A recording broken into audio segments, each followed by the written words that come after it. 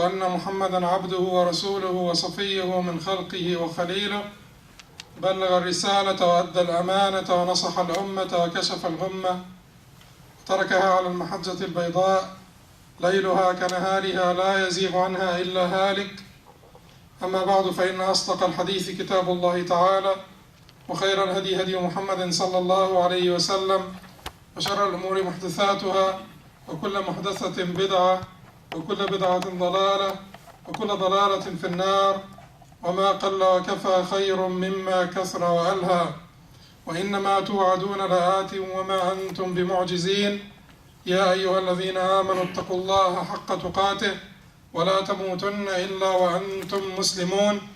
يا أيها الناس اتقوا ربكم الذي خلقكم من نفس واحدة وخلق منها زوجها وبث منهما رجالا كثيرا ونساء، واتقوا الله الذي تساءلون به والأرحام إن الله كان عليكم رقيبا. يا أيها الذين آمنوا اتقوا الله وقولوا قولا سديدا يصلح لكم أعمالكم ويغفر لكم ذنوبكم، ومن يطع الله ورسوله فقد فاز فوزا عظيما. أما بعد، عباد الله, to proceed, O servants of Allah. A poet said, لا تظلمن إذا ما كنت مقتدرا فالظلم آخره يفضي إلى الندم. Do not be unjust even if you are capable, for the ending or the consequence of injustice is certain regret. Do not be unjust, do not be unfair even if you are capable, for the ending or the destiny or the consequence of injustice is certain regret. The issue of injustice, the issue of dhulm, and as Muslims you must be all familiar with that word, that behated word, dhulm, injustice, unfairness. Injustice is the most detrimental crime that one could embark on. Even ash-shirk billah, associating partners with Allah subhanahu wa ta'ala, is a form of injustice. It is the highest form of injustice. When you commit injustice against the one who created you, because it is unfair that he created you from nothing, that he maintained you, that he sustained you, that he bestowed his favors on you, and then you direct your worship to one other than him. So that is the ultimate form of injustice. But it is still a form of injustice. That is why injustice is the most hated thing, and it is the most detrimental thing to a human being. It's the most detrimental quality one may have. The quality of justice is one that one needs to foster in their heart, in their practice, in their even vision, even judgment, assessment, thoughts, convictions. One must maintain a quality of ultimate justice, and that would reflect certainly on their practice and their dealings with people, and before this, their dealings with Allah subhanahu wa ta'ala and themselves. The Prophet sallallahu alaihi wasallam talked to us about the importance of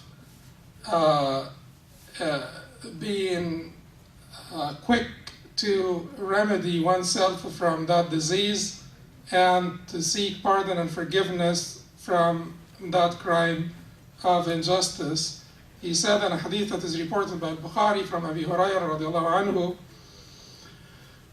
من كان عنده لأخيه مظلمة فليتحلله منها اليوم فإنه ليس ثم دينار ولا درهم وإنما هي الحسنات والسيئات من قبل أن يؤخذ من حسناته لأخيه فإن لم تكن له حسنات أو في رواية فإن فنيت حسناته أخذ من سيئات أخيه فطرح عليه.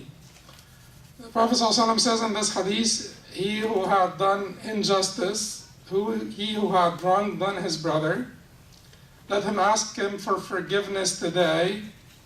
Let him ask him for forgiveness today, not tomorrow, immediately. For then and there, فَإِنَّهُ لَيْسَ ثَمَّ دِينَارٌ وَلَا دِرْهَمْ means for then and there, which means on the day of judgment, there before the hands of Allah subhanahu wa ta'ala, when you stand before Allah subhanahu wa ta'ala, there will be no dinar or dirham, there will be no currency except al-hasanat wa sayyat, your good and bad deeds that will be weighed in the scale. من قبل أن يؤخذ من حسناته, before it will be taken away from his good deeds and given to his brother in compensation, because he can't pay him back in any other currency, because there is no other currency on the day of judgment that one can pay off with. So it will be the good deeds and the bad deeds. So from your scale of good deeds, which you need the most, the good deeds will be taken away and given to your brother in compensation. And then when your good deeds vanish, or if you have no more good deeds in your scale of good deeds, it will be taken from the bad deeds or the evil deeds of your brother and thrown onto your scale of bad deeds. So that is the ultimate regret, the ultimate loss, because there is no makeup for that day. This is the day the final results are published. This is the day the final the race ends, and the final results of the race become known to you, and there is no change for those results. It will be, Jannah forever or Nar forever, heaven forever or hell forever. So anyone who wants to avoid such an ending, anyone who wants to avoid such an eventuality, the Prophet ﷺ has a very simple prescription for us. Go ahead and ask for forgiveness today. Go ahead and ask for forgiveness immediately. But that does require a certain degree of transparency, recognition. Recognition of the wrong that you had done. Because oftentimes, if you think about it right now, each and every one of you, if you think about it, more than 90% of you will not be able to identify any wrongdoing you had done to anyone. That is not because more than 90% of you had not done anything wrong to anyone. That is because those 90% or more are incapable of seeing the wrong they have done, which is a bigger problem. It's a problem where you are unable to behold your own disease, your own wickedness, your own transgressions, your own oppression. And if that is the case, then that is a compounded problem, because there is not only one step towards the treatment of this disease, which is basically to go ahead and ask for forgiveness, ask for pardon, to make up the person for the injustice you have committed against them, to pay them back, to make them up, etc., etc. It's more complex than this, because you're unable to see that you have done them injustice. So you have done yourself a lot of injustice that your heart has been sealed. You have ruined your ability to witness right as right and wrong as wrong, to witness justice as just and injustice as unjust. So that requires you to step backward a little bit and try to correct that, so that you are capable now of seeing it right, of seeing right as right and wrong as wrong, of seeing justice as justice and injustice as injustice. This does not only require knowledge, but it requires purity of the heart. It requires transparency. Remember the hadith of the Prophet ﷺ, in which he said that the son of Adam will be exposed to trials and tests one after another, like the straws in a straw mat, And every time he falls for one, a black dot will be inserted in his heart until his heart has been completely sealed. Until his heart has been completely sealed. So the simple mistakes that we commit, will contribute towards that eventuality of the ensealment of the heart, the closure of the heart. And once you have this closure of the heart or ensealment of the heart, you will be praying and you'll be fasting and you'll think that you're right, that you're good, and you'll think that you're righteous. But you're unable to see your wickedness. You're unable to see your transgressions because you have been negligent, you have been heedless towards the commandments of Allah subhanahu wa ta'ala, and you have been negligent towards His rules that you deserved your heart, for your heart to be sealed, to be enclosed, to be covered with ران. كلا بل ران على قلوبهم ما كانوا يكسبون. Nay, it had sealed their hearts what they have earned, the wrong they have earned, the ma'asi they have earned. So in this case, one may have to go back and to correct the ultimate form of injustice, which is injustice in his relationship with Allah subhanahu wa ta'ala, because that is the way to clear that Quran, to clear that covering on your heart, so that you can thereafter be able to see, yes, I have done my spouse injustice, my son, my co-worker, my classmate, my neighbor, my friend, my acquaintance, my aunt, my parents, my kin, etc., etc. So that the step that you have to take first in order for you to be able to identify the injustice you have done to people is to treat yourself from the ultimate highest form of injustice, which is your heedlessness, your negligence of Allah's prescription for your prosperity in this life and the hereafter, your lack of interest in knowing about His deen, in knowing about His will, in knowing about His pleasure, what is pleasing to Him and what is displeasing to Him, your lack of participation. If you come to the masjid just because you have to come to the masjid because it's the Jumu'ah, or you come a couple of times also to see friends, but basically your life is not about the pleasure of Allah. You are not yet in the mode of being on a journey. The mode of being on a journey means that you're mostly concerned about the pleasure of Allah. The most central aspect in your life, around which your whole life revolves, is the pleasure of Allah. You understand that you are in a phase of existence in this life that has been preceded by other phases and then will be followed by other phases. Before you came to this life, you were a fetus in the womb of your mother. Prior to this, you were a spirit that Allah had created. Now you are here. Very soon you will be underneath. Very soon you will be resurrected. And very soon you will have your final abode, wherever it would be.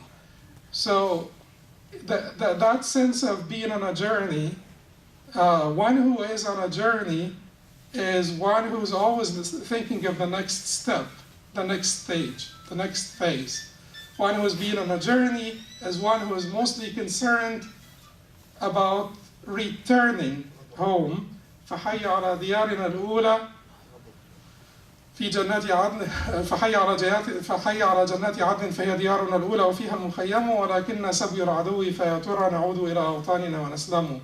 So come on to our first homes in the paradise of Eden, for that is truly our first abode. But we are the captives of the enemy. So do you think we can go back or return to our homes and be safe from the enemy? We're captives of the enemy, we're captives of the shaitan, we're captives of our evil souls that adorn for us that which is evil. And it is now the question of, are we in that mode or we're not? If we're not in that mode, and religion for us is a matter of fulfillment, you know, you want to be fulfilled, so you are practicing because you want to be spiritually fulfilled or gratified. So you go to work to make money, you come to the masjid to be spiritually fulfilled, and so on and so forth. So it's like one of the activities that you perform basically for some type of fulfillment. That fulfillment could be spiritual fulfillment, could be social fulfillment because you want to belong to a group of people, and Muslims are your people, and you want this sort of allegiance to a group, you want this form of association, affiliation to a group of people, so that is why you practice. You want to feel a sense of belonging. And if that is the case, then you're missing it. Then you're on the wrong track, on the wrong path. The one thing that Allah subhanahu wa ta'ala wants of you is to be cognizant of what you're here for, which is to worship Him. What this is about, being a test. تبارك الذي بيده الملك وهو على كل شيء قدير الذي خلق الموت والحياة ليبلوكم أيكم أحسن عملا وهو العزيز الغفور.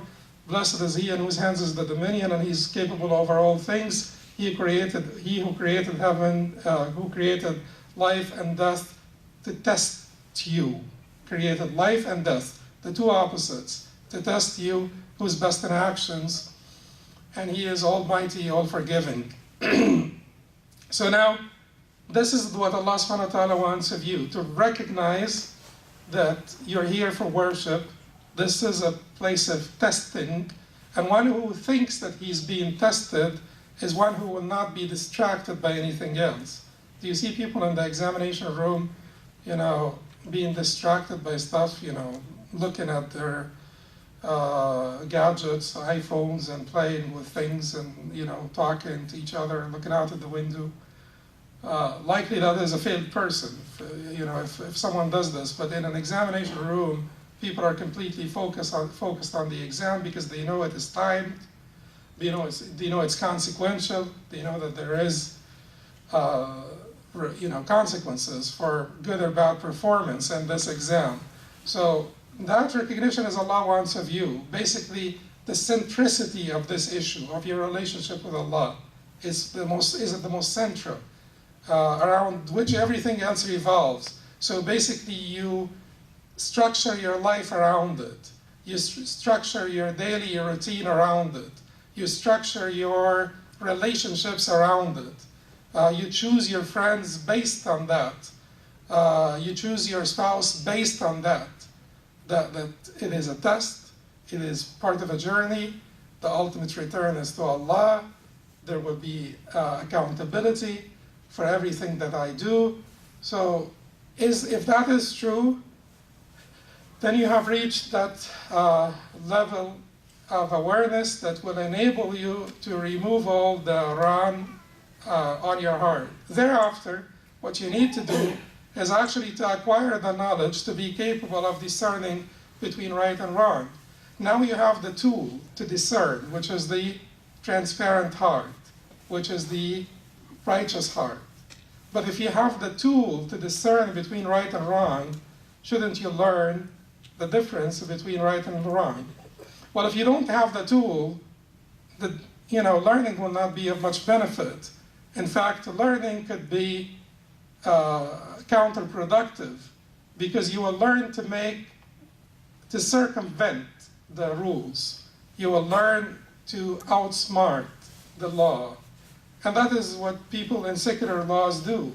You know, lawyers, and so they're quite learned in the law, so they learn how to circumvent it, how to get around it, how to outsmart it. So learning alone will not be sufficient until you have the right heart or the right tool. But if you have the right tool, you also need to learn how to discern between right and wrong. You need to learn what are your rights and the rights of your spouse. You need to learn how to settle a disagreement over a business transaction with your business partner. And things of that nature do not happen just spontaneously. You're not born with this knowledge. This is the knowledge that is contained in the Book of Allah and the Sunnah of His Prophet ﷺ, explained to us by the earlier scholars in fiqh and so on and so forth. So now we need to take a step back. We said that it is important, essential, in order for you to avoid this ultimate regret, which is the regret of having transgressed the people. It is important to step back and to find your way to recognizing when you have transgressed and when you have not transgressed. And that requires having the right tool, the transparent heart, which means changing your whole life, changing your life perspective, your outlook on life, and then having the right knowledge with which you can discern between right and wrong, and then assessing your relationships, your interactions with individuals one by one at a time. How much transgression have you committed against your parents?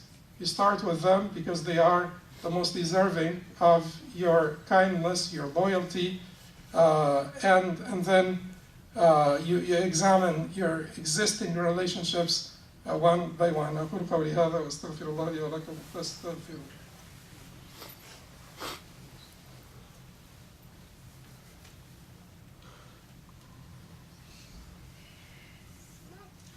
الحمد لله وكفى وسلام وصلاة على عباده الذين اصطفى ثم أما بعد.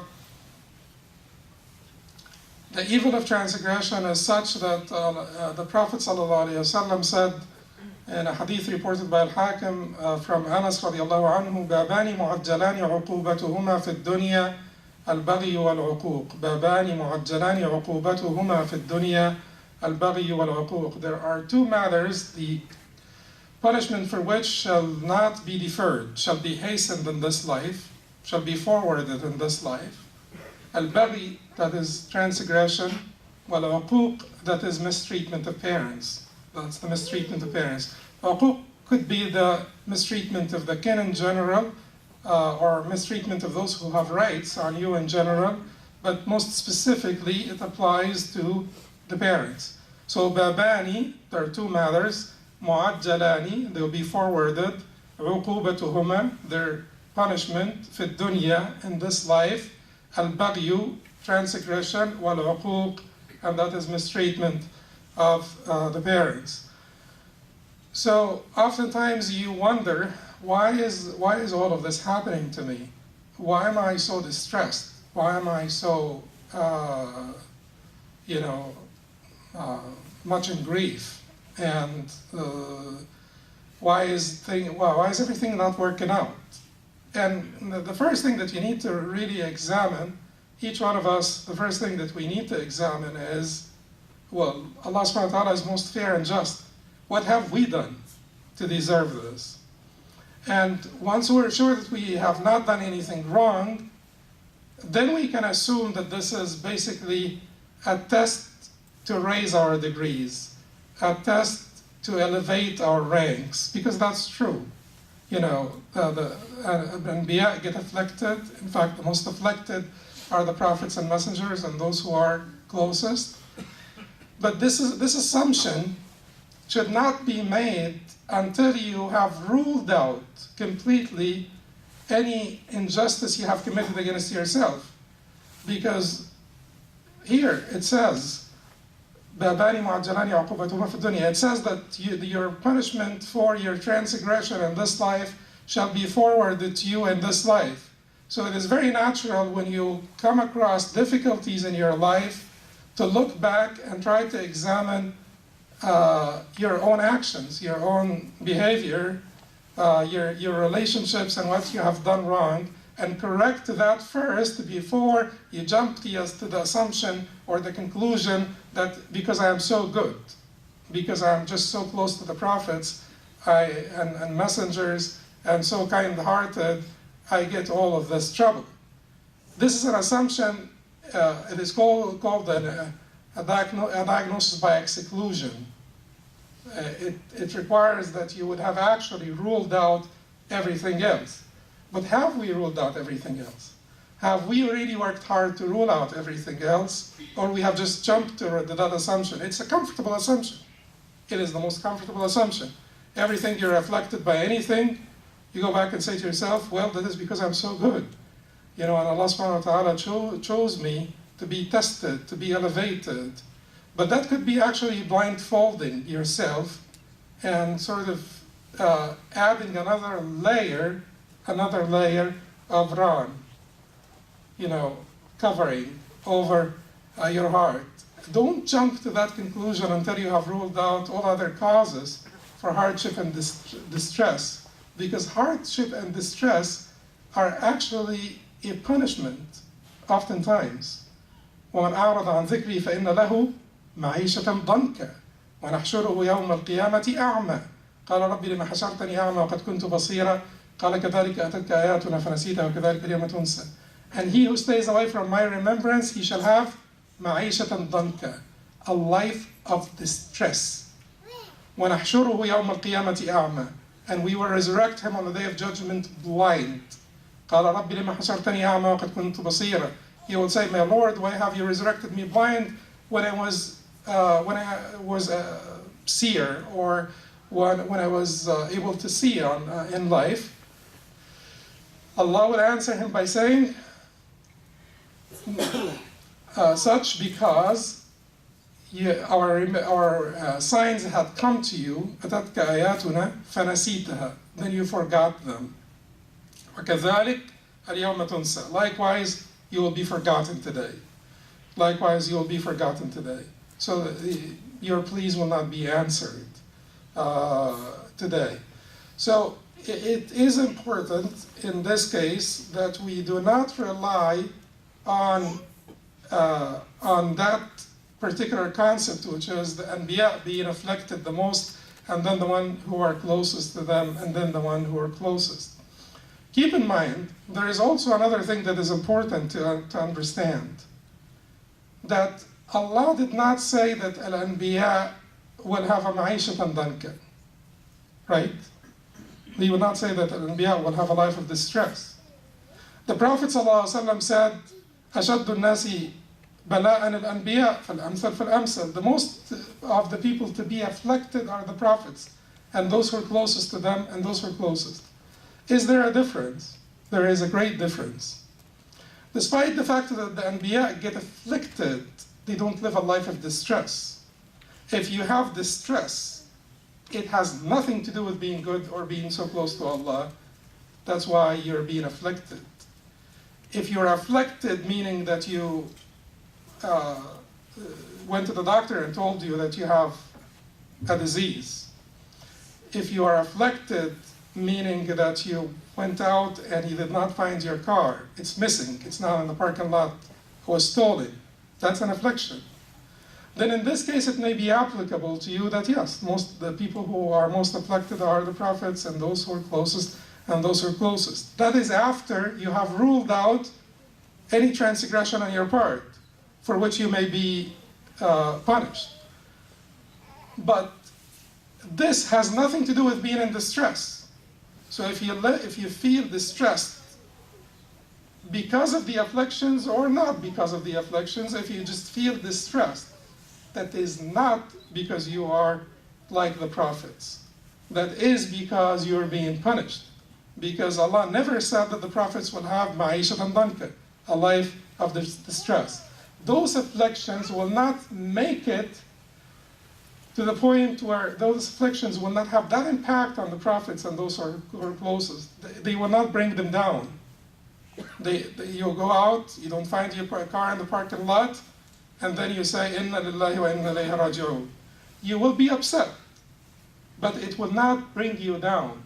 It will not cause you inner distress. Even if there is momentary, transient distress, it can be washed away quickly by prayers, for instance. Didn't the Prophet ﷺ used to say to Bilal, Arihna biha ya Bilal, give us comfort by it, O Bilal, by the salah, by prayer. It will wash away the distress. To fast, to do any act of kindness, it will wash away your distress. If it is the type of distress that is not easily washed away, then it is not the affliction that is like the affliction of the prophets. It's a different kind of affliction that you may really need to sort out why you received it or why you deserved it. Whereas I will conclude by giving a hadith that is reported by Imam Ahmad from Uqba ibn Amr radiallahu anhu, in which the Prophet ﷺ gave us a beautiful advice regarding the concept of injustice. Because oftentimes,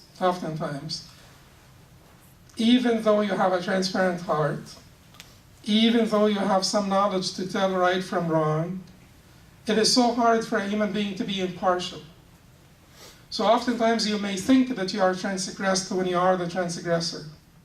Even though you're not such a bad person after all, and even though you have some knowledge, you may think that you are transgressed when you are the actual transgressor. That is why the Prophet ﷺ said to Uqba ibn Amr radiallahu anhu, Ya Uqba ibn Amr, sil man qata'ak, وَأَعْطِ مَنْ حَرَمَكْ وَاعْفُ عَمَّنْ ظَلَمَكْ. O Uqba ibn Amr, join those who cut you off. Extend kindness to those who cut you off. صِلْ مَنْ قَطَعَكْ وَأَعْطِ مَنْ حَرَمَكْ, and give to those who withhold from you, or give to those who deprive you. وَاعْفُ عَمَّنْ ظَلَمَكْ, and pardon or forgive those who transgress you. Because after all, even if they have transgressed you, if you forgive them, then your reward will be with Allah. وَلَمَنْ صَبَرَ وَغَفَرَ إِنَّ ذَلِكَ لَمِنْ عَزْمِ الْأُمُورِ.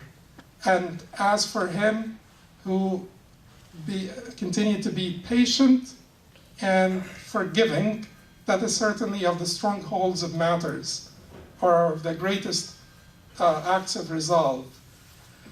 So, but oftentimes, those that you forgave have not transgressed you. You think they did transgress you, but they didn't transgress you. You may have equally transgressed one another, or you may have been the transgressor, but you think that they transgressed you. Therefore, that is another mechanism by which you protect yourself from transgression. When you think that you have been transgressed and you're about to avenge yourself, remember that hadith, because you may have not been transgressed. But remember that hadith. Even if I were transgressed, let me remember this. Beautiful advice from the Prophet ﷺ. 3 words, 3 statements. Ya Uqba ibn Amr, sil man qata'ak, join those who cut you off. وَأَعْطِ مَنْ حَرَمَكْ, and give to those who deprive you. وَاعْفُ عَمَّنْ ظَلَمَكْ, and forgive those who transgress you. اللهم أرنا الحق حقا وارزقنا اتباعه وأرنا الباطل باطلا وارزقنا اجتنابه. اللهم لا تسلط علينا بذنوبنا من لا يخافك ولا يرحمنا. اللهم إنك عفو تحب العفو فاعف عنا. ربنا آت نفوسنا تقواها وزكيها أنت خير من زكاها أنت وليها ومولاها. وأقم الصلاة إن الصلاة تنهى عن الفحشاء والمنكر ولذكر الله أكبر. الله